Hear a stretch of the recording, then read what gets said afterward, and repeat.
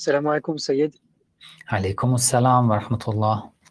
On était en train de discuter sur le groupe. Je voudrais votre avis parce que vous nous avez dit que tous les malajis, justement, ils disaient qu'en fait, on peut prier derrière les sunnites, ce qui est vrai. Moi, personnellement, je le fais. Ça ne me pose pas de problème de prier avec eux, de participer à leur prière. Ça nous a été recommandé.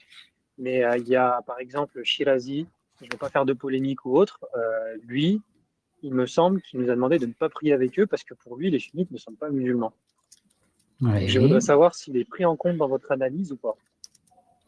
d'accord, je vous explique. Je veux vraiment pas partir dans une polémique, hein. C'est vraiment pour avoir un avis dessus. D'accord, très bien. Alors, concernant ce sujet, en fait, on peut dire, oui, il y a de différents avis et que, en fait, d'après les savants, ceci dépend de plusieurs éléments. Notre vision à l'égard des sunnites, mais ce que je veux dire, c'est que d'après Saïd Khamenei, il est autorisé. Et lorsque tu as prié derrière un imam, on peut dire sunnite, il n'y a pas besoin euh, de rattraper la prière, parce que la prière que tu as effectuée derrière un imam sunnite, c'était une prière correcte, et les imams alayhim salam aussi ont donné ce conseil de prier derrière eux. D'après Saïd Sistani aussi, c'est la même chose. Cette prière est valide, il n'y a pas besoin de rattraper la prière que tu as effectuée derrière les sunnites. D'après l'Ayatollah Wahid, en fait, j'ai donné tous ces fatwas dans mes cours de fiqh sur mon institut, dans le chapitre de la prière. D'après l'Ayatollah Wahid aussi, c'est la même chose. Il y avait des savants qui disaient que en cas de taqiyya, là où ça pose problème, ça te met en danger, tu peux prier derrière les sunnites, mais c'est mieux de rattraper cette prière lorsque tu rentres chez toi. D'accord? C'est mieux.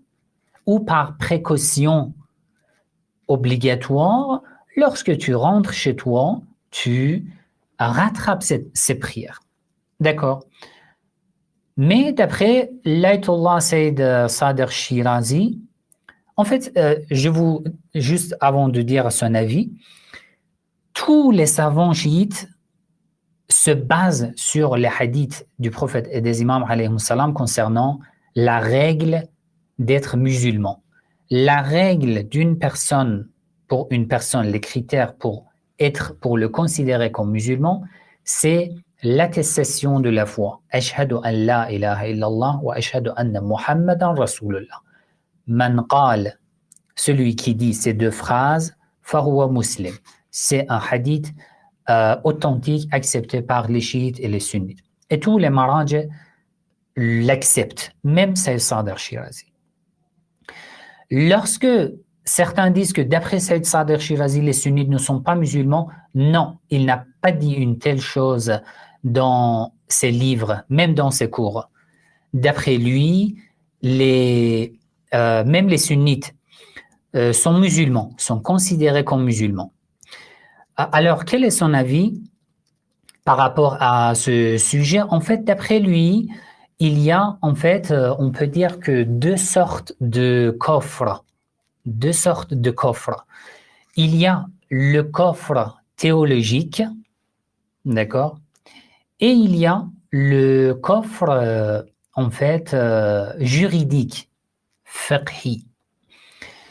D'après Sayyid Sadr Shirazi, il dit leur conviction du fait qu'ils ne croient pas en wilaya, l'imam, la succession de l'imam Ali alayhi salam, leur aqidah, leur conviction n'est pas conforme à l'islam authentique. Donc, dans les convictions, ils ne sont pas considérés musulmans. Mais est-ce que dans la pratique, il faut les considérer comme non musulmans? Il dit non. Dans le fiqh, juridiquement, tous les préceptes de l'islam et de musulmans s'appliquent sur les sunnites, même d'après Sayyid Sadr Shirazi. Malheureusement, certains chiites qui lisent l'avis des savants, des maraj, ils prennent juste un passage, une phrase. Oui, Sayyid Sadr Shirazi a dit que les sunnites sont des kuffars, alors que kufr dans quel sens? Dans le sens que je vous ai expliqué, oui, c'est son avis. Ensuite, vous pouvez même, en fait, j'ai déjà vérifié son livre et ses fatawa, et dans mes cours de fiqh aussi, j'en ai parlé sur mon institut. Et sur son site aussi, il y en a. On lui a posé la même question. Il y a dans certains pays où la majorité est sunnite et que nous n'avons pas l'autorisation, la possibilité de prendre la torba et que nous sommes même obligés de nous croiser les mains comme les sunnites dans la prière. Est-ce que nous pouvons prier derrière un imam sunnite dans une telle situation? Il dit, si c'est dans la situation de la taqiyya, ça veut dire quoi? Ça veut dire que si tu pries autrement, ça te met en danger, il n'y a pas de problème.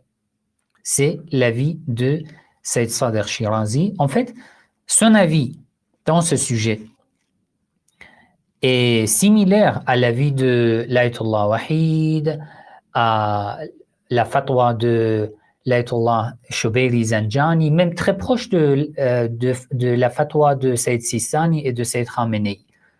Mais malheureusement, certains veulent toujours en fait, créer des histoires. Concernant ce sujet, c'est l'avis de Sayyid Sadr Shirazi. Voilà.